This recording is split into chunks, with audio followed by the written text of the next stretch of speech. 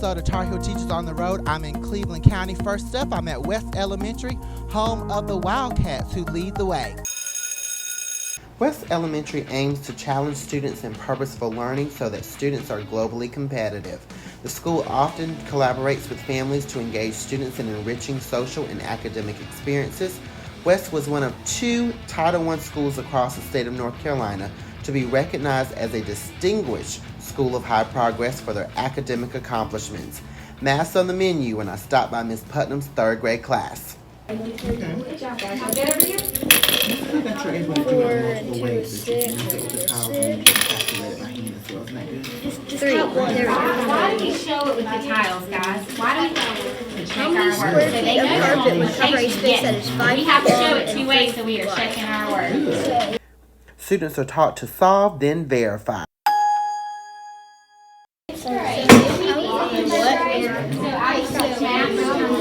Well, we have a reading teacher and then a science and social studies teacher too.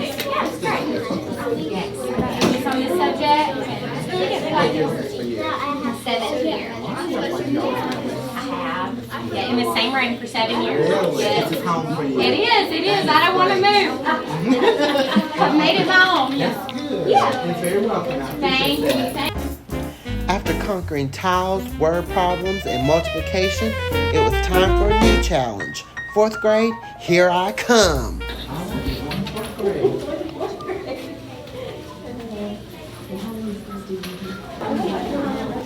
are ready to answer any questions you may have. They are scientists. And they are electricians.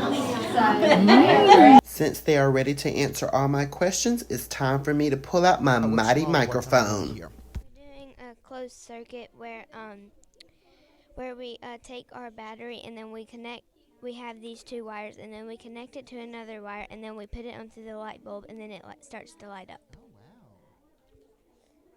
You've got it. What's the difference between a closed circuit and an open circuit? Circuit is if it's like that, then it won't work, and then if it's closed, then it will start working again.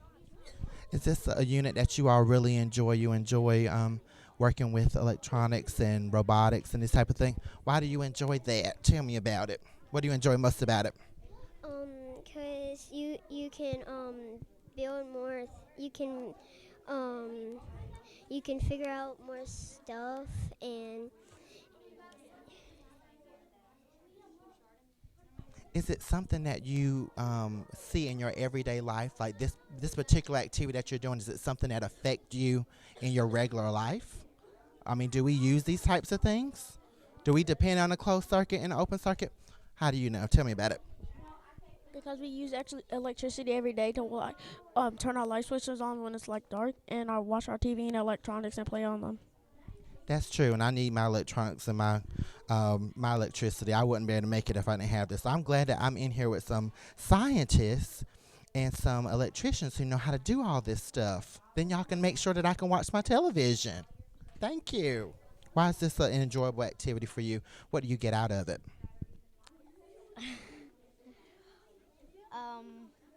Well, do you relight lights? Do you use lights? We need lights to light our home and even Christmas so we can have better decorations. You're right. We wouldn't even be able to do our decorations if we didn't have lights. So, I mean, it helps us to enjoy and everything else. My enjoyable visit to West Elementary continues with a special student performance. We're going to be showcasing the song, Be a Learner. Sing and do, so make the most of it. The power is inside of you. Focus attention. Listen with ears, eyes, and brain. Use your self-talk. You're certain that you will gain. The lesson is starting up. Your eyes and ears are focusing. When someone starts to talk, show respect by listening. Focus attention. Listen with your ears, eyes, and brain. Use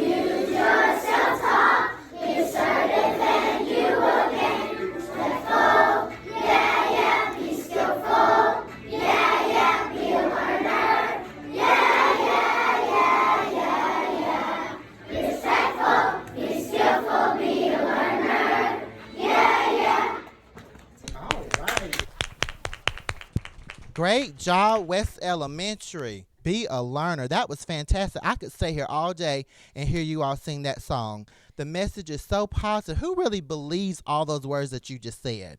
Do you believe those things? That's really, really empowering. I'm really impressed with you also. Thank y'all so much for sharing that. You have actually inspired an almost 33-year-old. Give yourselves a round of applause.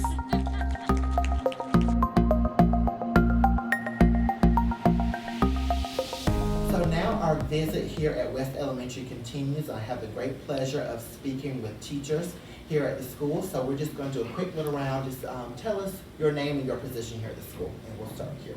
Okay, I'm Anna McDaniel, and I'm the school counselor. Elisa Doty, the Title I teacher. Leanne Bouchard, 3rd grade. Allison Washburn, 2nd grade teacher. Renee Day, 1st grade.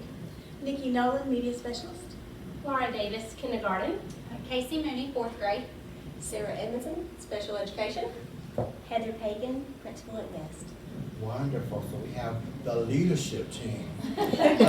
So what does it take to lead and guide a school that has had so much success already? And you're constantly pushing the mark and trying to continue to improve. What does it take, and what kind of conversations do you all have about things that you can do to make your school even better? Anybody can talk. We collaborate a lot. I think we have it purposefully planned out to make sure that at all levels we collaborate and problem solve, and we're all involved in making decisions that foster student success. So at the grade levels and at the school level, and we do that very often, and I think that's part of making sure we're constantly keeping our ball rolling. Collaboration is really important because you hear so many different voices. You know, people have different perspectives. One of the things I think that kind of sets our team apart, there are a lot of times they come with ideas to the leadership team, and we want them to be able to feel like professionals and be able to try those things that they feel like will benefit students, knowing that there might be ebbs and flows in that success, but they're supported along the way. I think so much in education we get pigeonholed in how things should be, and we're afraid to explore other options because we don't want to fail. We don't want to let our students down, but we still have to think outside of that box and try different things and be willing to reflect on our practice and to challenge ourselves to move forward. I think our team does a great job with that. I think we also have set aside Monday afternoons as our time. That's kind of our sacred day. And each Monday is set aside for different groups, and so that they can all meet together.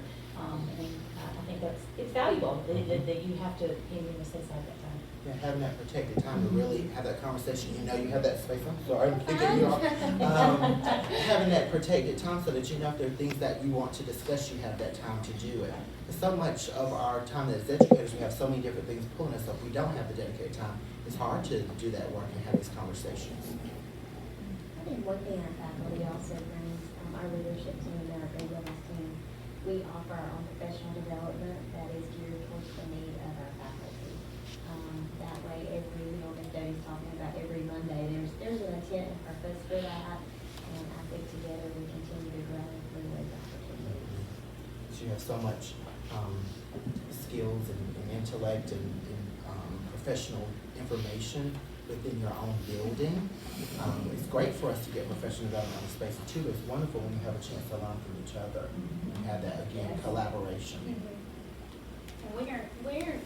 I would say we're not afraid to try new things, and the ideas that we bring forth as a team, we put them, I think that we see an end goal as a school, and we say this is where we want to be and this is what we want to do, and then we start step one. And I think we work as a team to go that direction, whether it be new programs or new state requirements, and making it work for our team. But I think we branch out and we do things, and when we see that they work, we might be the only school doing those things, but if they work and our students are successful, then we keep trudging on. Is there ever any fear because you've had so much success? I mean, we're talking about a distinguished Title I school of high progress and top 2% in growth in the state. So you've exceeded growth. Do you ever get fearful, like if we don't do the same things that we're doing, we might not have the same results? Or you're like, no, this is how we got there because we do try things and we do have that space to try things? I think when you get a pat on the back, it makes you work harder, you know, so that's what drives us, you know, it's just the satisfaction from the kids learning and getting that satisfaction, you know, and us recognized. But I feel like, you know, I mean, we've heard in our Monday meetings, you know, that we're just gonna keep pushing even harder. You know, what can we do now? This was this, but now what can we gotta take it to the next level. So I think it just makes us work even harder. I think too, something that I was sharing with our grade level was that reading is like a core foundation, and we've seen such a great growth amongst, I would say, first grade, just thinking about reading within the school as well. But when you focus in and now, okay, we have the kids reading, they're exceeding growth, they're above where they're supposed to be, and then sometimes another area may lack. And so even looking at data and now saying, okay, well, how can we be stronger in math? What can we do to now have strength in both areas, and not that one lacks because you're so focused on one core area. So even with that, although we've been patted on the back and we've been seen as exceeding growth, you still can look and see how can you tweak or tailor to make sure that nothing, you know, loses the momentum and that you continue. I'm gonna work here. Oh my goodness. We want you to work. I can work here. It's great to be in an environment that's very, you know, welcoming and really supportive of one another and really encouraging. Has it always been like this? Is it something that took time? I mean, Ms. Pagan, you've been the principal here for 9 years. So did you see a progression over time, or is this school just always had this feel? I think West has always demonstrated success. I do think over time, I think our team has gotten stronger. I think our focus has changed. As far as we always wanted students to be successful, but I think we also know that by being united and working in that same direction, that more success is likely to be attained. And I think we've just grown together. You know, I tell people all the time, we're a family, and you know, we agree to disagree about things, but we also support one another as those ideas are brought forward and want what's best for our students. And you know, I feel blessed a lot of times because when I am with other, you know, principals and they're like, how, you know, my teachers won't consider, or and mine are usually coming to me saying, let's try this. Have you heard about this? So it's just an atmosphere where I think you know, we foster that love for learning not only for our students but our faculty. Speaking of being united, everybody's wearing their West shirts. Our hashtag difference makers. Yes, tell us about that. I really want to hear about how you all came up with that particular hashtag. Being difference makers. Because we are that as educators, but you all are intentionally embracing that and proclaiming that. So why did you all make that choice? We voted on it. We voted on it. Our theme each year changes, and we focused on leadership.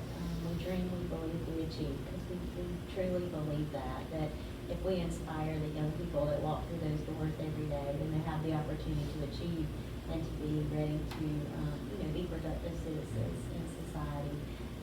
But every year we just try to come up with a theme that aligns with our faculty vision and mission for our school. And I can't remember the other ones that we discussed, and we put it in a Google form and we vote, and then we come up with artwork, and then everything we do that year focuses on our particular theme. And leadership has been ours for the past couple of years, with not only with ourselves but the students. And this year we felt like, okay, we're still leading, but it's time to look at being difference makers and making that difference in the total school environment for not only the students but for ourselves as well. And I think it helps having just that big idea, always a reminder, because when we're going through our day-to-day routines, and you know, there are ups and downs every day, and when you just see, hey, I'm a difference maker,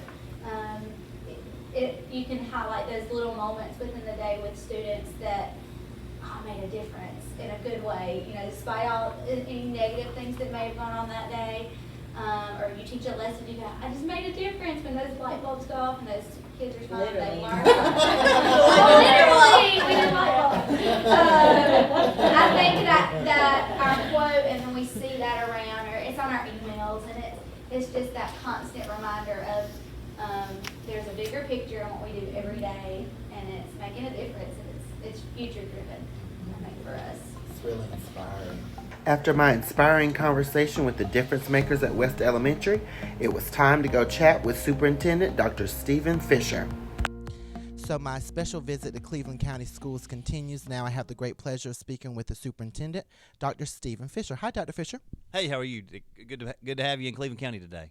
Really glad to be here with you. So tell us about your long-standing career with Cleveland County Schools. You started in 1998 as a math teacher. So tell us about your experiences in the school district. I'll be glad to. I started in 1998 as a math teacher. I taught high school algebra and geometry at Kings Mountain High School. I taught there for 5 years.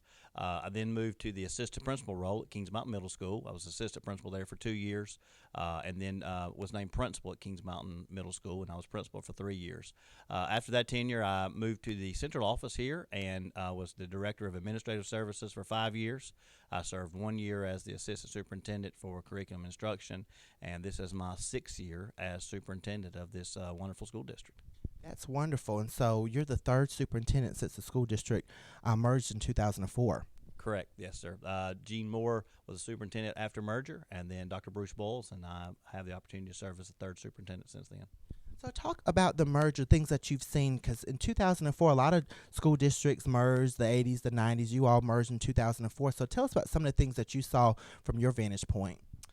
When we merged, I was a principal and really had a different look at it and different perspective on it than I do now because the merger was new and young for everyone.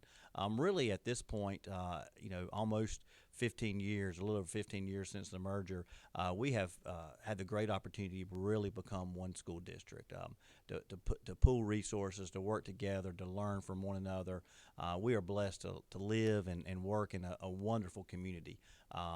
It's a diverse community. It has many beautiful different parts from the upper end up in Kaiser to the southern end of Grover. We are blessed to have lots of great people, and the merger of the school district has given us the opportunity to learn from one another, to become stronger together, to really develop a better collaborative spirit that we're able to provide wonderful opportunities for our students in our community. One of our goals and things that I like to say is we want to make Cleveland County a great place to live, work, learn, and play. We feel like the school system has an integral part of that in multifacets. And we think just about learning, but actually it's bigger than that. The school system is a huge part in making Cleveland County a great place to live, work, learn, and play. So the merged school district has continued to grow. It's continued to mature. It's continued to develop over the last 15 plus years, and we're excited what the next 15 years has in store for this great school system. That's great. And you all call yourselves Team CCS. What does it mean for you as the leader of Team CCS? Well, I come from a coaching and an athletic background and have always been a part of a team. And I believe strongly in what I call collective IQ, that together we're smarter, we're more talented, we're able to achieve more together. And so we spend a lot of time talking about Team CCS. We intentionally work to break down silos within the organization.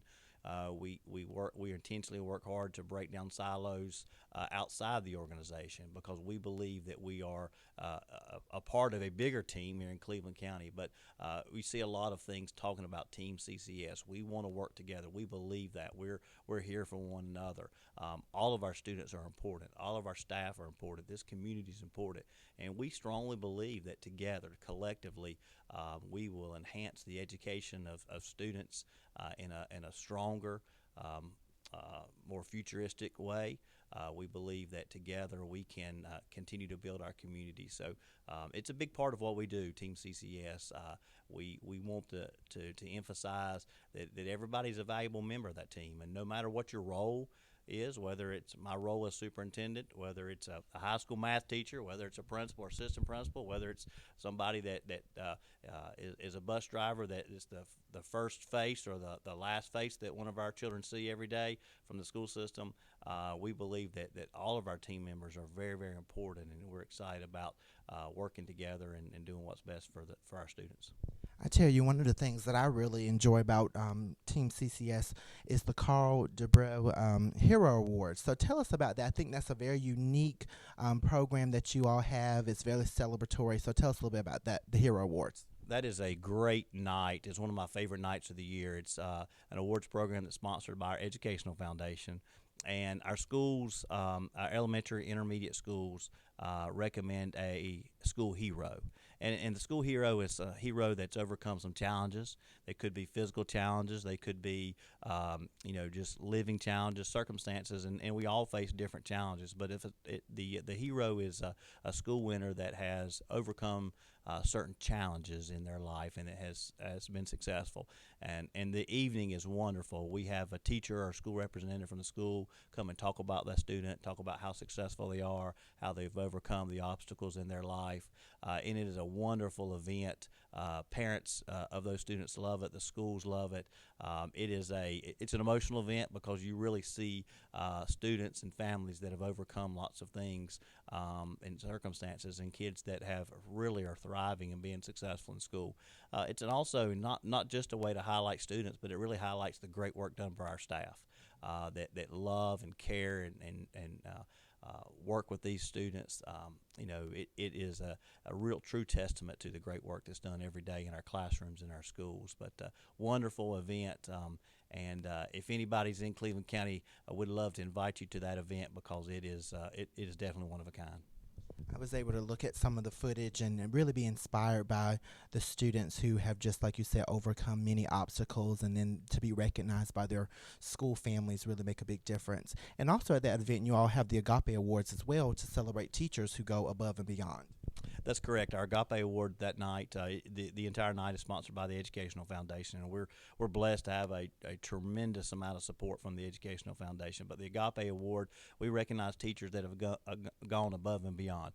We recognize that there are lots of teachers that go above and beyond every day in classrooms, whether it's meeting the needs of students from a social and emotional perspective, whether it's an academic need, whether it's a food need, a clothing need. Our teachers and our staff do a wonderful job, but each school represents an Agape or has a representative that is their Agape Award winner.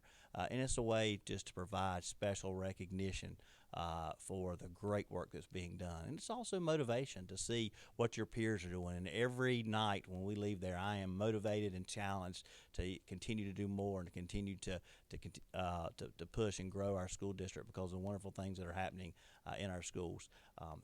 That night, I learned stuff. You think as superintendent, you have a good beat on what's going on, and every night I learned stuff that man, I didn't know that was happening, or that's unbelievable that the teachers or staffs at schools are doing it and doing certain things to take care of kids. And so it is definitely an inspiring evening. That's fantastic, and it's good to have those celebratory moments. It really just motivates teachers to continue to do their absolute best. One of the things that you all really have here in Cleveland County as a focus is robotics. So tell us about your robotics competition, how that came about, and why it's really important for your school district. Thanks. Yeah, we do have a large robotics program. Robotics started in Cleveland County several years ago, and it has evolved and grown. We have teams with all of our elementary, intermediate, and middle schools have teams. Some of our schools have multiple teams, and when we have a robotics event here, it is huge. We have it here at Central Services, and so when robotics days are here, they'll be in every conference room, every spare space that is on this campus, and so it's really wonderful. It's a great day for us when we have the robotics challenges to see what's going on in schools, and kind of a reminder at Central Services to see that. But robotics has changed over years. Used to be we had robotics teams and they'd go off and compete, and now we have our own robotics leagues and our own robotics championships. We have multiple days where they will come practice, and it's not just the robotics, but they are educated on STEM activities. They have presentation skill, days. They have group projects, and so it's really, the program encompasses a lot of different activities and involves many students, and you'll see, lots of different students from different backgrounds and different perspectives come together to work on the robotics activities. Gets a lot of support from parents, a lot of support from community members, and all the kids grow through that, and it's interesting to see kids that have been on robotics teams as they continue to go, in the elementary school, and then they move to the intermediate, the middle. They stay with those things. It's unbelievable to see the students program that. We have enhanced our intermediate and middle school robotics to a little more sophisticated, to be able to see the kids that do, they'll do the robotics challenge, but they also, the people that work with our robotics programs will put obstacle courses out there, and then on the minute they have to reprogram their robot to go an obstacle course or do different things. So it's really it's incredible to see the work being done by those students, and I would be remiss if I didn't, talk about the teachers who really sponsor robotics, because that's an additional duty. That's extra things that those teachers at those schools do, whether it's during the day or after school, coming over here and really doing that. And so we've seen growth and development from our teaching staff, because sometimes they're like, oh my, I don't know if I want to do robotics. I don't know that much about robotics, but they're like the students, and they learn and they grow and they motivate those students. And it's just an incredible thing for us to see and witness how that's grown in our county over the last 8 to 10 years. That's great. And I actually read about one student who was so invested in her robotics team, she actually went to the public library with the coding classes that they offered. So it's great that you have the public libraries who are also providing support, and students are so invested that they want to learn more and investigate. Exactly. We try to enhance that, and one of our goals is to make sure that as a school system, we're providing all of our students with the opportunity that they need to be post-secondary prepared.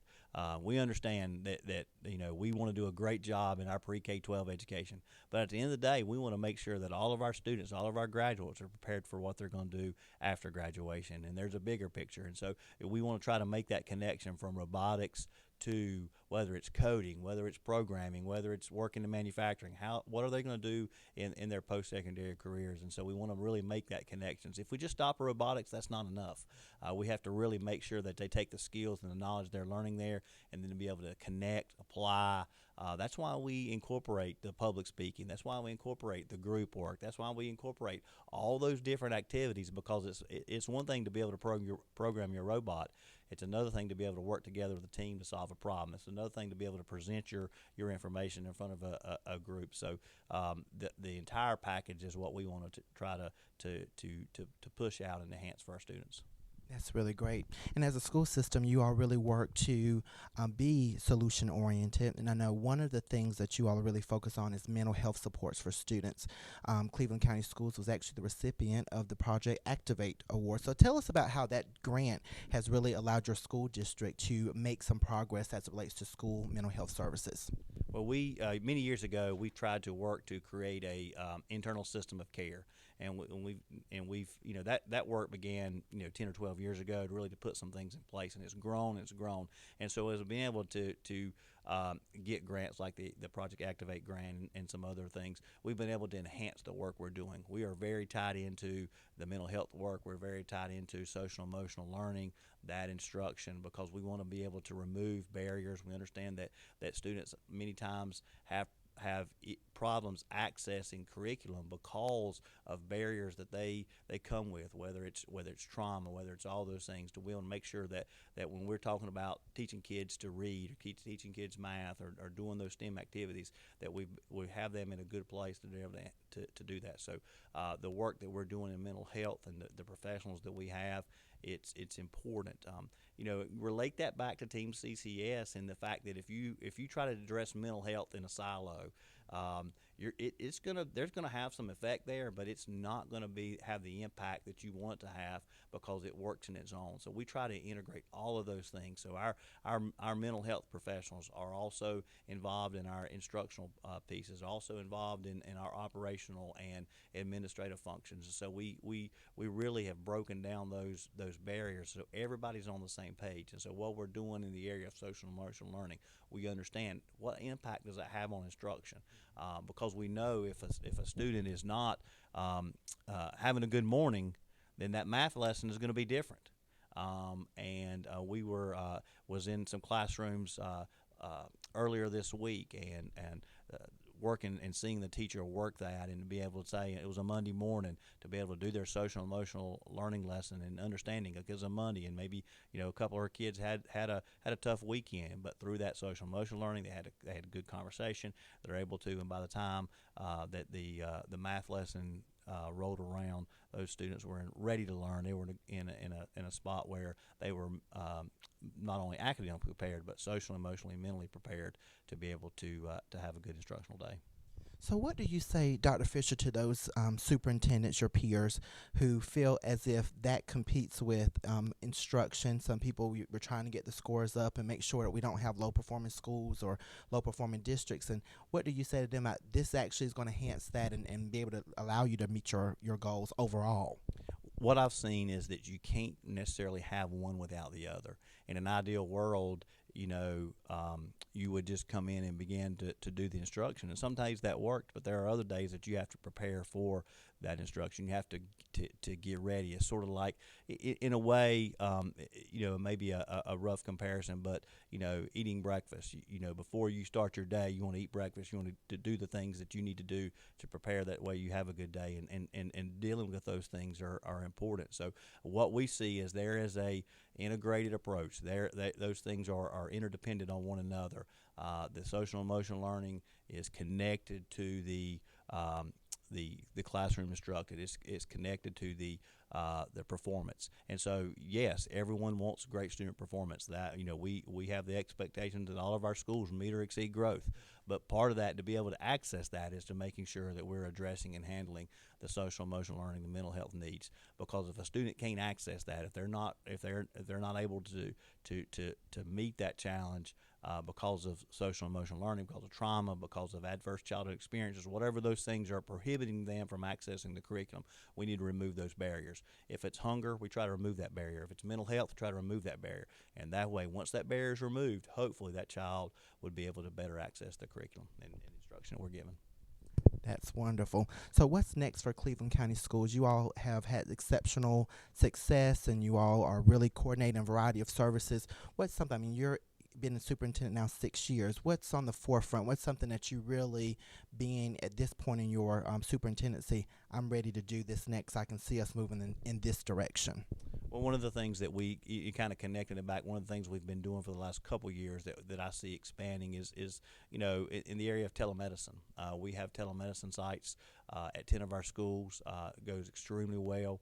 We see an increase in student attendance. We see an increase in actually a decrease in emergency room visits by students and families.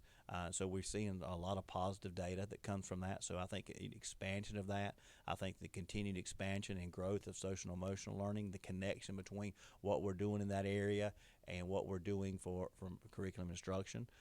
We're seeing some really good data from our schools that have had an organized approach with social and emotional learning for a couple of years, and they're saying, our data really supports the work that we're doing.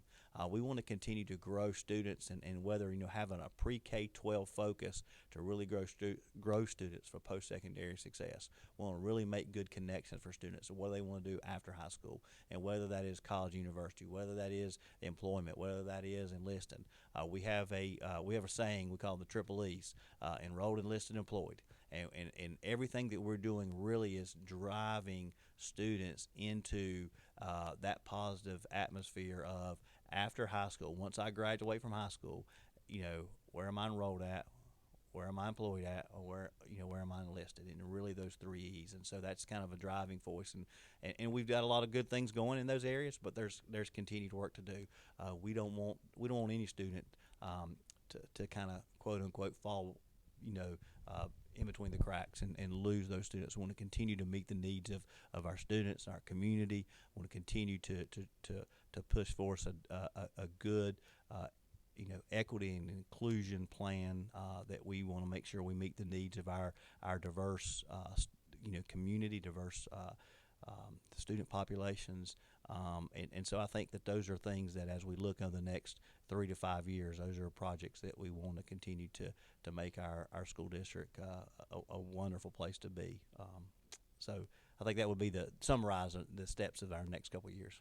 Well, that sounds great. You all have certainly done some great things here in Cleveland County. You have great things on the horizons, and we have enjoyed visiting your school system today. So thank you so much for having us. Oh, it's been a pleasure. I appreciate you guys being here. I know you visited a couple of our schools and seeing where the action happens, and we're blessed to have great teachers and great administrators and staff in our schools. So thank you for taking the opportunity to come to Cleveland County. Next up, we're visiting Springmore Elementary. Springmore Elementary believes that every child matters, is unique, and can learn. The school is committed to excellence by promoting high expectations, helping students to develop independent thinking, and encouraging creativity. At Springmore, it's one team, one goal, no limits. First up, I'm entering the creative classroom of reading specialist, Mrs. Nolen. I'm Miss Nolen. These kids were working on comprehension with them, and we try to do something totally different than what they do in the classroom. So work on vocabulary, and there are so many words like the word offended that they can read, but they don't know what it means. And so we do very specific targeted work on vocabulary, and they go back and they think they are all that because they know words and definitions that the other kids don't know. And over here, they're working on prefixes. And that is like a fix-up strategy that even adults use. Like if you know the prefix pre means before, well, you can figure out the meaning of a lot of words even if you have not encountered that word before. So they teach the lesson, and then they play games, to make it fun. And this is actually a lovely sub that we have in here today, and she is just rolling with it. That's wonderful, Miss Nolen. So this is vocabulary goldfish? Yeah, right now, goldfish vocabulary. Oh. And what they have to do, we created this kind of, it wasn't something we could buy, but because we saw the need. And so they ask another kid, like, do you have a word that means mad? And they'll say, no, go fish. But the mad is kind of the easy word. And so they're learning words like bitter and offended. All right, now don't embarrass me. Okay, you ready? What does mature mean? All right, let's try another one. Offended. Mad. Yes. Good, a lot of synonyms. Can't let the boys show you up. Are you ready? What does devoured mean? Boom. At Springmore, students are taught strategies to build a stronger vocabulary. Very dear to your heart, the feeding kids kind of thing. And all right, well, we have something at Springmore called Bulldog Bites, and we were part of a big county thing, and our teachers would go and help and everything. But we really wanted that personal connection because the teachers wanted to go to their kids' homes, and they would have to go to somebody's house they didn't even know.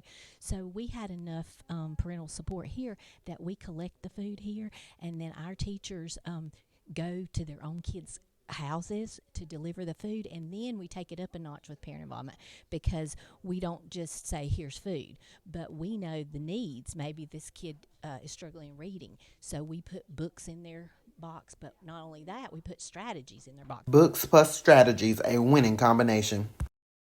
Because putting more books in their home isn't always what fixes things. That parents need to know what to do with them. What to do with the book. Yeah, so like over the summer, they all got this interactive journal and along with books, and we talked to the parents about setting goals with their child to encourage them to read, and then there were all these fun activities in here that they could actually do with their books. And then even this is like my favorite one. When they watch a television show, they took their favorite show and they used reading strategies and applied it to that.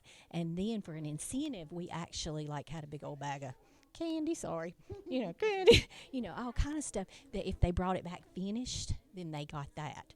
So, we really tried to up the food program to have that personal connection. And then, Lord, when you go to that kid's house and they're like, oh, you're in my house, you're in my house, you're in my house. They are just off the chain. So we love it being site-based because then it's somebody they know that walks into that home and it's not an embarrassing thing to the parent because they're excited when we come. So. Speaking of excitement, I am very excited about joining the 4th and 5th grade show choir at the rehearsals for The Little Mermaid Junior. Before I start picking out my outfit for the Tony Awards, I better practice my dance moves.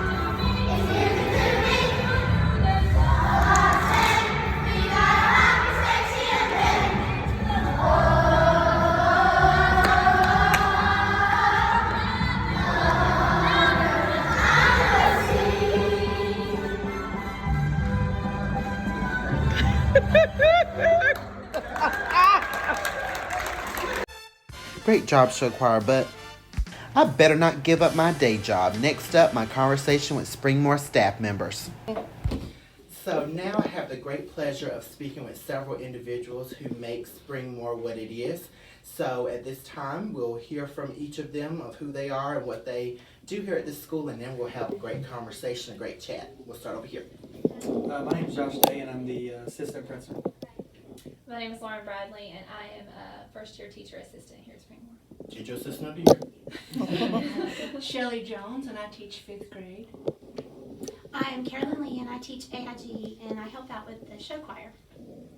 I'm Elena Bryson. I teach 4th grade, and I help out with show choir.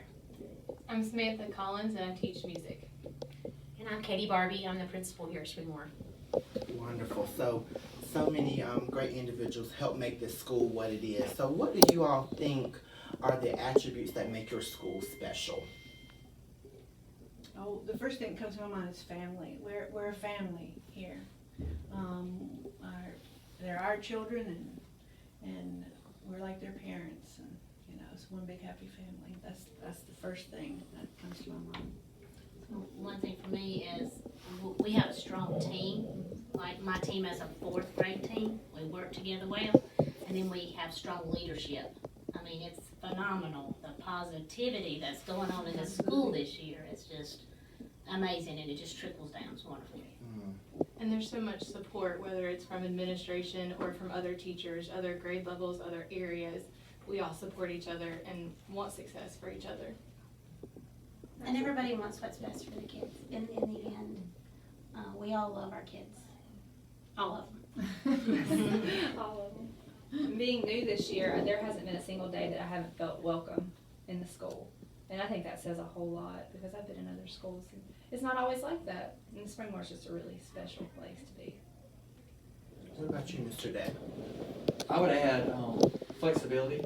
I would think, how things come up. You can have the perfect schedule, but things come up, and I just think everyone's willing to be flexible and make things work, because at the end of the day, it's for the kids. And I think that's the focus here, and the flexibility and making things work is one of the biggest things that I appreciate from the staff here. And then when you have those relationships and those connections and that commitment, then you're able to really do what you need to do for students. And so academically, you all have done very well and have had great success. And so what are some of the things that you all do at your school instructionally that really help to take your school over the top? Well, I think that some of the programs we've put into place, of course we have our Title I program, and that's been real successful in targeting those kids that need that extra support in reading and in math, so that's been a big help. Small group, and so those kids get the attention that they need. And we have what we call win time, which is what I need, and so the other students also, we target their individual needs in the classroom, and we have a small group time for that, and that really helps too. And going back to me being in 4th grade and working with a strong team, we plan together. We share the planning, and just knowing that I'm going to do for your kids when they're with me what you're going to do for mine when they're with you. And that requires a lot of trust for you. It does. Because, when it comes up accountability and bonuses for teachers and test scores and things, it requires trust that everybody's on the same page. Exactly. It's not, I want to do better than you. I want us all to do well. Right. Because what's your mission? What's your slogan for your school? Every kid matters. And then we have the one team, one goal, no limits too. We all work together. That's great. And then one of the things that you worked on together recently was your fun run. Tell us about that. I thought that was a very interesting way of getting some support for your school and getting the community all on the same page. So I wear another hat. I'm also the PTO president here at Springmore. And we found this through Boosterthon that we could do this year, and it was amazing. I mean, they told us that our goal should be $12,000, and I even looked at Katie and I was like, because we've just never had any. I mean, we usually have a pretty good response, but maybe just a couple $1,000 is what we see. And when they said $12,000, we couldn't believe it. But just to watch it grow and grow and grow every day, and we ended up at $14,000 in profit. We brought in, I think, about 19, but in profit was $14,000 for our school. It was amazing watching the kids, and they got so excited. And our administration supported us so much, and they're gonna be pied in the face. Because we met our goal, that's what we get. Yeah. Great, it helps whenever you all are able to be on that same page, and then you're able to use those resources to continue to do the work that you all are doing. It's the first fundraiser I've ever seen that had a component for character education, which was really, really neat to see. There were the company Booster Fund had little videos that they incorporated into it, and the theme of the Wild West. The kids were so excited. They were. And they learned, and they raised money, and they ran. And everyone was able to participate, whether they raised money or not. They got a T-shirt, and they were able to participate in the fun run. So it was inclusive, which was one of the main reasons we picked that. I love that because I saw that one of your partners actually supported the school for those students who could not get the T-shirts and participate at that level. They were able to We had step in. Piedmont Landscaping that offered. They wanted to make sure that every child had a shirt, which was wonderful. I think that's great. I think that's indicative of a school family when everybody's going to pull together and work together. Who are some other partners that in your community that really are so invested in what you all do here at Springmore that they want to help you all meet your mission? We've always had Turner Trucking that supports us. Gardner Webb University, big supporter. Talk about that support from Gardner Webb. Gardner Webb does the backpack program. They provide food for children who need it and help bring in that resource for those kids. And so that's been real supportive. And we have Liberty Baptist that does our after-school program that comes and does the church thing with the children. And then they do lots of things for the teachers, little extra incentives, candy, food, things we like. Really nice. Things that deposit in you so that you can just keep on doing the work because you know that people are filling in your bucket, filling up your bellies. But it's really good to have that support because we can't, as educators, we can't do this work on our own. So when we have supportive community members, that really makes a difference. That's great. And then looking at your, one thing I thought was really, really interesting here at Springmore, 86% of your teachers have 10 years of experience or more. So what is it that keep people at this school or attracts individuals who have that experience? Because that's compared to the state average of 51%. Goes back to what she said very first thing. I mean, it's like you come in here and you are family. I think that's what it stems from. You feel welcomed. Even the teachers on the other side of the building, I'm a 5th grade teacher, and so sometimes you don't always see them, but they support the things we're doing on our side of the building. We support the things that they're doing on their side of the building, and sometimes when you've had issues with a student, it's nice to go back and say, tell me if you may not know that family, and they've worked with that family. So it's a team effort. This is what worked for me. This is the responses that work, so, and that's always very helpful. And even on a personal level, I know the other teachers are going to be there for me. If I need help with my kid, I know they're going to be there for me without hesitation. That's great. That's kind of exactly what I was going to say, is not only are they invested, here at school, but, things are going on in families. I mean, they want to make sure that they're taking care of one another. When things, there's always things in life that come up and that can bring us down, but they're really there to be supportive of no matter what, people may be going through personally as well. That's great. So Ms. Barbie, how was it for you to come in to this school? It's your first year as principal here. You've been a principal at another school in the district. But how was it for you to come on board this supportive team and kind of come right in with the family? Well, I was excited because Springmore has a reputation of being a wonderful school. So when I was named principal here, I was very honored to be able to step into this role as principal. And kind of what Ms. Bradley said earlier, I just felt welcomed with open arms. So many wonderful teachers here, and just so positive, and just wanting to give their very best each and every day. And that makes a difference when you work. Mr. Day and I talked a lot about the standard here. You can definitely tell, and I've worked in, many different schools across Cleveland County, and they're all wonderful schools, but the standard here, the teachers have high standards for one another, so that makes you want to work harder. And when you have that feeling across the school, it is going to be a great school because of the standard that's there. And if you're not to that standard, you're going to be left behind because they're not going to back down. That's for sure. So you got to be on your game, I guess is what I'm saying. But that's a great thing. That's you want to be a part of a strong team, and I'm proud to be a part of such a strong team in this school district. Well, that's wonderful. Well, thank you all so much for letting us come and visit this strong team and be on your schedule and work with you all today and see what you all do, because it's really impressive. I think it's something that other schools around our state could really learn from some of the things that you all do. So we really commend you and celebrate you and all the hard work that you're doing.